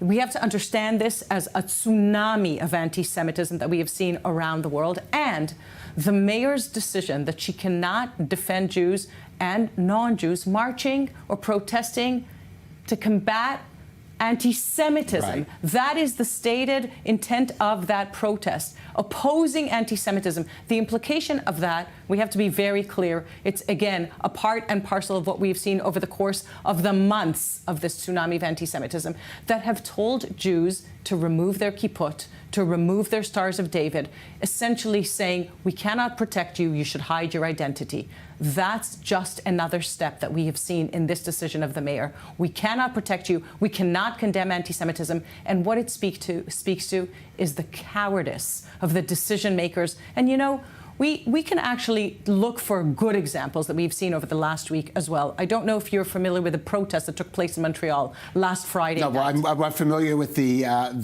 rampage, the riot that took place in Montreal. That's precisely right. Right. And a part of that rampage and those riots, and what happened after that, was that the franchisee of the Second Cup, which is the coffee, franchise that exists in Canada, the franchisee that participated in those riots, that participated actively by showing her alignment with Nazi Heil Hitler and so forth, was immediately not only removed as a franchisee, but told that night by Second Cup with unequivocal condemnation that says, you have violated our policies. And what has happened around the world is that the lack of courage to call out those that are violating existing policies, forget anti-Semitism and the International Holocaust Remembrance Alliance definition that has been crushed over and over, but the lack of courage to enforce existing rules. Such as on American universities. Precisely right. Across across the board. American universities and universities around the world, international institutions themselves, we mentioned some of them, their own policies, their own regulations, and that is possibly, if we're connected to the previous issue, the double standards in the application of any rule, of any principle, of any law undermines it, collapses it so that it can protect no one. That's what we have seen. So if today in Amsterdam, the demonstration that was supposed to march against anti-Semitism cannot be protected, imagine what happens in Amsterdam tomorrow. Jews are told to hide their identity, and those that support Jews or oppose anti-Semitism, meaning if this was anti-black racism and we could not protect those marching against anti-black racism, we should not miss this moment in time where this tsunami of anti-Semitism, and I say this over and over again, once again, we should be very clear. Anti-Semitism is not just about Jews. And anti-Semitism exposes and is the most reliable sign throughout history. Well, as you're saying this, we're looking at the Office of Christians for Israel in Amsterdam, which was attacked. So anti-Semitism over and over again, as an ever-mutating virus that has existed for thousands of years, is the most reliable sign of an existential threat to humanity, to freedom, and to the dignity of difference. And anti-Semitism is not a problem of Jews. It is a problem of anti-Semites and of the spaces and places that enable them to permeate, to fester, and to spread their hate. Right. I do want to note that just in the last couple of hours, they had the Thanksgiving Day parade in New York City, which was disrupted by these demonstrators. I think 24 were arrested. And we should note briefly that there have also been reports of universities, U.S. universities, perhaps concerned about even actions that may be taken by the incoming Trump administration, getting tougher in enforcing those regulations in place, which they failed to do during the last academic year, Michal. Well, there is a great deal of hope that we should, that should be the minimum, the bare minimum, is that existing policies and rules be applied equally and consistently to everyone, including Jews and their allies, and actually, we saw just a moment ago, anybody who supports Israel's very right to exist. The fact that what we have seen over the course of the last 14 months, as I said, as a tsunami of anti-Semitism, and just today we actually issued, myself and my counterparts around the world, about 20 special envoys for combating anti-Semitism, that actually follow up on global guidelines that we accepted in last July in Argentina. About 35 countries that signed these global guidelines, not only committed to combating anti-Semitism, but creating action items that we have to hold governments to account to doing. And this is a continuum that cannot actually continue with just condemnations with words. It has to begin with actions, and yes, enforcing policies is definitely the first step Well, maybe there action. is something of a shift. I do sense something of a shift, at least, for example, in the United States, perhaps, when it comes to this issue. We'll see how that happens. Michal Kotler-Wunsch, thank you for joining us. Ariel Osran, thank you also for being with us here on The Rundown. Now, since the October 7th massacre, the Israel police has had to prepare for the kind of terror attacks and emergency situations that were once unimaginable as happening on the domestic front. Well, dealing with a new magnitude of threats requires new techniques to ensure that officers are ready to contend with the worst-case scenarios. Matthias Inbar, defense correspondent of our French channel, got the chance to see how that training is going with one of the Israel police's elite units. Here is his report. Come here. Come here. Lie down, terrorist. I'm checking the place. I'm checking the place. Putting them in a situation that's as real as possible. This is the decision taken by the Yalom unit of the Israeli police since October 7th. Moving with instructors inside police stations and training the police officers for all kinds of extreme scenarios via VR training, physical assaults, and shootings in public places. I feel much safer. The different exercises give me more self-confidence. It gives me more tools to make the right decision on the ground. Let's clarify that these police officers train regularly, but here the objective is to give all the means to these security forces who are very often the first to intervene. I think that every police officer who is trained, who is confident in his abilities, and who arrives at a crime or terrorist scene will know how to use the tools he has at his disposal in the best possible way, his weapons and his hands. Over the last 12 months, we have been training intensively with the border police and emergency response teams to counter enemy infiltrations in places like synagogues, shopping centers, so we can be ready when the time comes and to know each other better in the event of an operation. All police officers are concerned, including the international spokesperson of the Israeli police. The alert is launched. No time to think. Even if I'm a spokesperson, but I'm in the field with my officers, at the end of the day, when there's a threat, we need to intervene. Even if it's solo or non-organic teams like this, we practice nonstop. At the end of the day, we have a responsibility to our civilians, just like you saw on October 7th. Didn't matter if the officer worked the desk or if they were in a special unit. They intervened with the threat to eliminate that threat as fast as possible. The proof in pictures, the slightest explanation counts.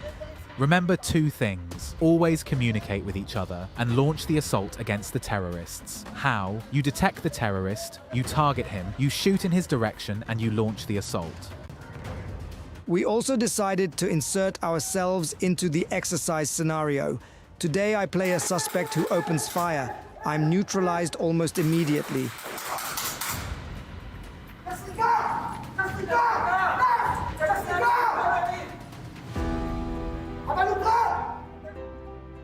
As you just saw now from 7th of October, these trainings are made to get all the tools to these police officers, no matter what, if they are patrol units or special forces, to end the incident as quick as possible.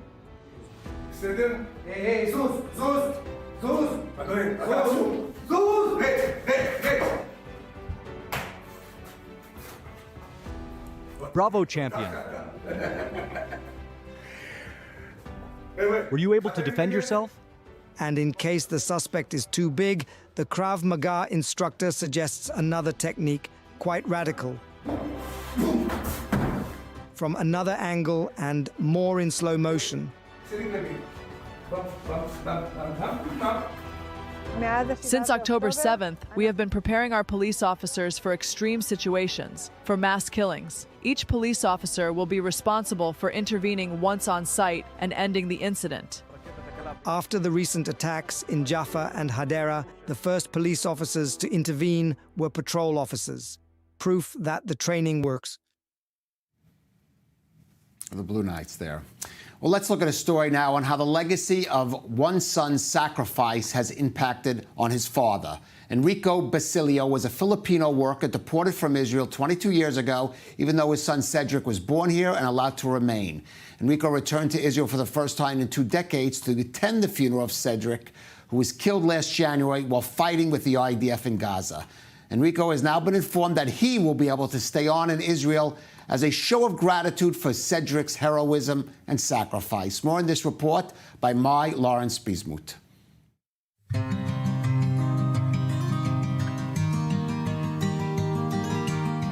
It's freezing. It's freezing, or are you excited? Both? Together. Both. 22 years have passed since Enrico Basilio left Israel. His son Cedric grew up here and became not only an outstanding soldier, but also a symbol of heroism. Now, after a long and moving campaign, Enrico returned to Israel and received permanent resident status, a decision taken because of the heroism of his son. Last night, Avi called me and said, Rico, congratulations, you will receive.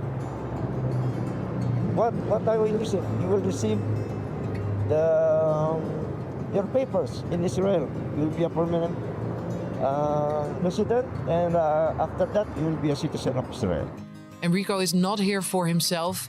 He's here for his son Cedric, who was killed last January in the Gaza Strip in a tragedy which also took the lives of 21 others. Cedric, a symbol of heroism, is the force driving this campaign. The decision to award Enrico permanent resident status was taken by Interior Minister Moshe Arbel at the recommendation of the Population Registration Authority for his heroism and contribution to the country. It's so hard to explain what I feel.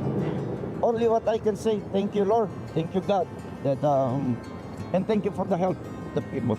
He told me that he wants to stay here to be with my son even in his grave. So I said, okay, I support you until you get it. But this move, giving Enrico permanent residency status, didn't happen by itself. Advocate Liat Kreskras was behind the campaign. She fought for recognition of Cedric's legacy. Everything in this will not be happen for the help of my lawyer. The truth is, this is a really moving occasion. You can see how moved the two of them are. We've been experiencing it since last night. At the end of our committee appearance 2 weeks ago, we said November 22nd was Cedric's birthday. The right thing to do was to let him rest in peace and give this present to his parents.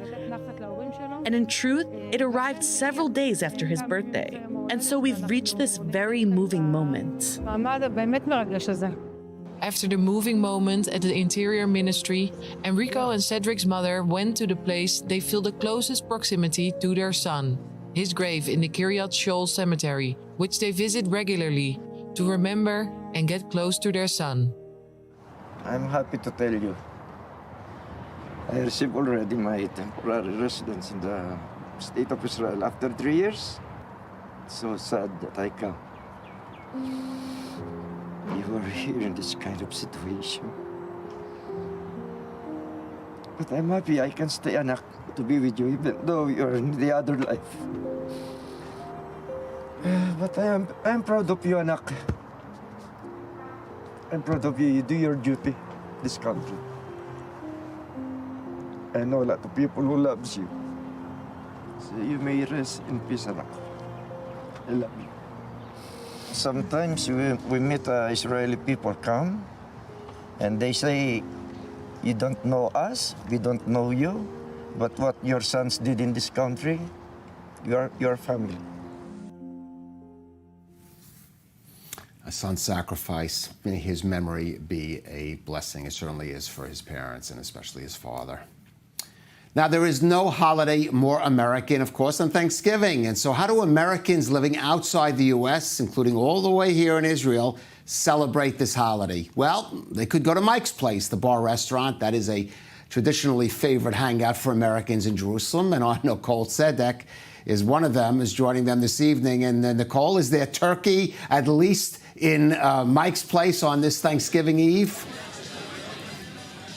There's not only turkey, there's even the canned cranberry sauce that is so typical in all of the households in America. They special ordered it right here to Jerusalem. And it's really the atmosphere out here. All of the different Anglo-Americans, you're hearing English everywhere. If you didn't have the little live location that says Jerusalem, you might as well think I'm at an American bar in the United States. And I want to bring in the owner now, Ruben. He was the owner of... All right, I'm sorry. Okay, let's go back to Nicole Tzedek. Nicole? They lost us for a second there.